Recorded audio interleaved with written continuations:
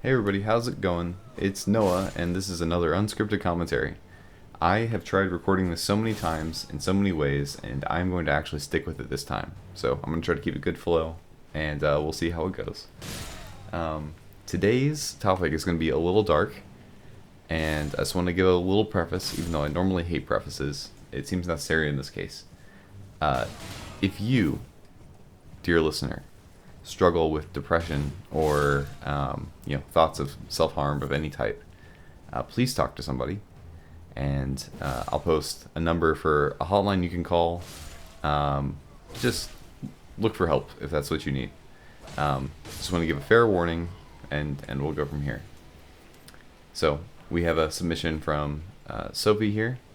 To borrow Afriel's terminology, what do you think about going hollow, i.e. taking your own life? What do you think about having a plan for going hollow, for just in case? I've found in my life I can be much braver and fight harder for my life if I have a backup plan in place for going hollow. Kind of like how CIA agents in movies are trained to go hollow in emergencies. Perhaps a plan for going hollow is okay in the hands of someone ready for such a responsibility. Feel free not to answer this question, as it can be a difficult topic to discuss. Thanks. Thank you for sharing, Sophie. Yes. I have had this sitting in the inbox for a while, trying to find a good way to respond. And I think it's just about time to get to it. So first up, I wanted to kind of reference what Afriel gets at. So Afriel's a good friend of mine. I don't know if everybody knows who he is, but you should check out his channel. He makes really cool streams. Tends to stream on Saturdays, so please check that out. But he talks about going hollow in the context of Dark Souls, right? And he uses that analogy to talk about, simultaneously like depression, but also just kind of this inherent nihilism that's kind of built in to our society as it stands right now. There's this kind of feeling of meaninglessness that will creep in and will kind of take over people and try to draw them down.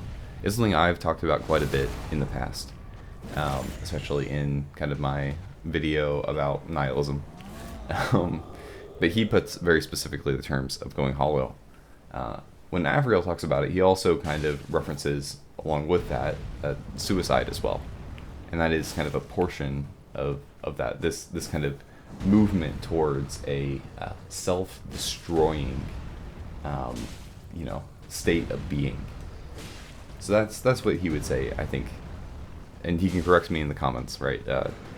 Is what going hollow means, and I would agree with that.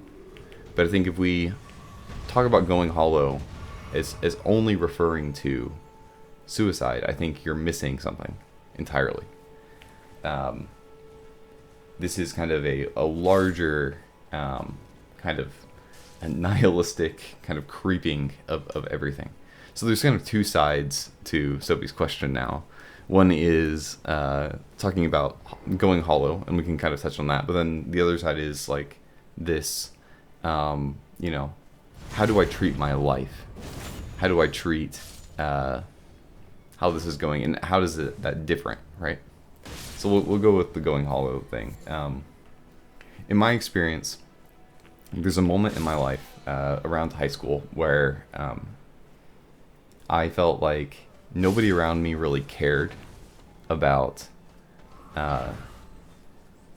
what their job was, maybe would be, especially in school, right? I had a lot of teachers who would actively kind of twist the truth to tell a specific story of how they saw the world or how they thought they were important, and they would purposefully disregard kind of facts. I know that's kind of like a stupid thing maybe to get kind of caught up on, but that really bothered me as a young man. And so when I saw that, my reaction inherently was to say, if you're not going to care about your job, I'm not going to care about mine. And I basically gave up in a lot of ways. I stopped doing even some schoolwork. I wouldn't turn in papers. I wouldn't do the readings. I just kind of coast along and in many ways my school life fell apart drastically in that time.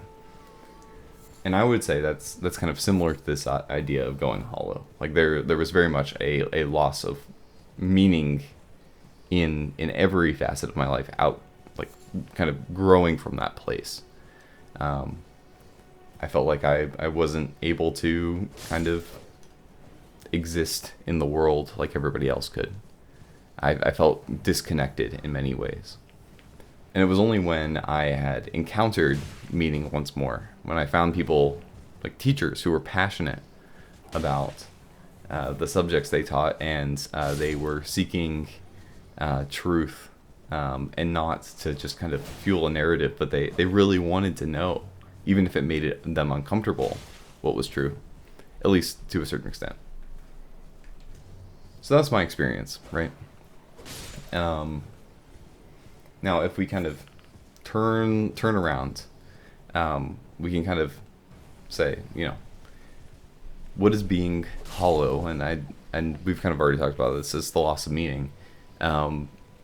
So, how does this relate between like this kind of self-harm, this taking of one's own life, the suicide kind of side of going hollow, and then you have something else that I think Sophie is pointing here to, which is there seems to be some sort of like honorableness going on that you can kind of point to.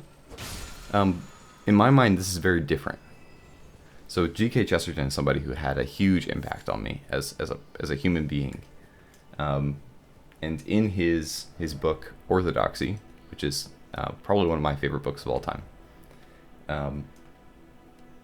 he has a section talking about the difference between martyrdom and suicide, and he is very much against suicide. He's very Christian, and later he became Catholic, and there's just this kind of inherent kind of maybe despisal of suicide as a concept, and he tries to give a case for it, and one of the ideas of the case for it was that to take one's own life, maybe we'll start here, right?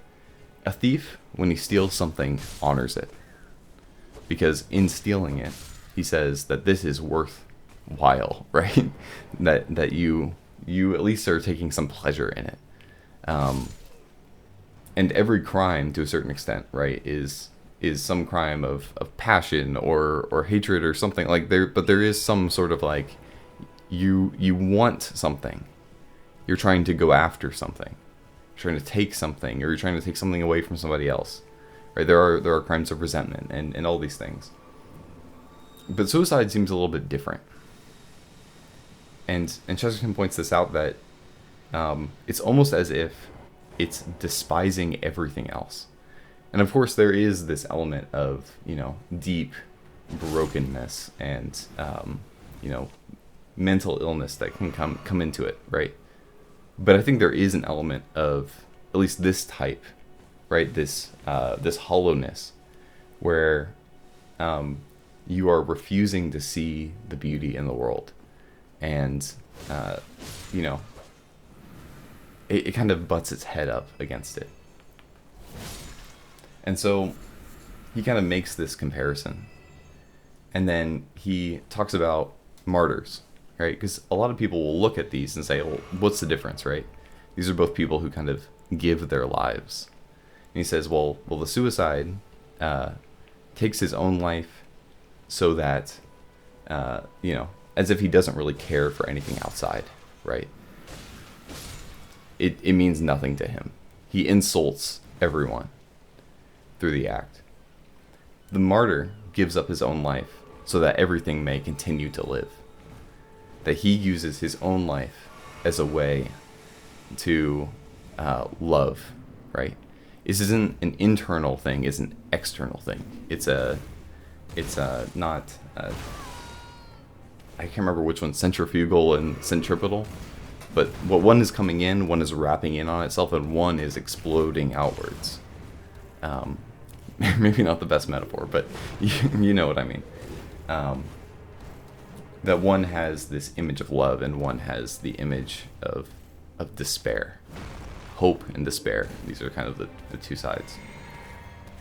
And so when I read what Sophie has written, I see a little bit of the martyr in there. But there is a little bit of element that says, you know, even in the end, when things are most hopeless, that I always have the option to, you know, to die for something worthwhile, right? Like a CIA agent, right? You can take that. I think there's some complications. My dog is like whining in her sleep right now. I swear I will not re-record this anymore. So these are the two images I have in my mind, and I think we should all approach becoming more like the person who is willing to give their life up for their friends, and out of love, and to not give into despair. But if that time comes, if it happens to come, that it's out of hope, and again out of love, and to not fall into the despair, and to kind of be dragged in, because it is an ongoing force. It doesn't end easily, right? Only by a miracle does it end. It is this kind of force of entropy in the universe that needs to be fought against consistently. And so that's what I charge you all with, is to go on and to do your best to continue the good fight, and to try to find meaning if you happen to be in this place. If you don't relate at all to this, I'm so glad. But if you do, I just want you to know you're not alone. So that's all I have to share today. Thank you all for listening, and I hope to see you all later. Thank you. Don't go hollow.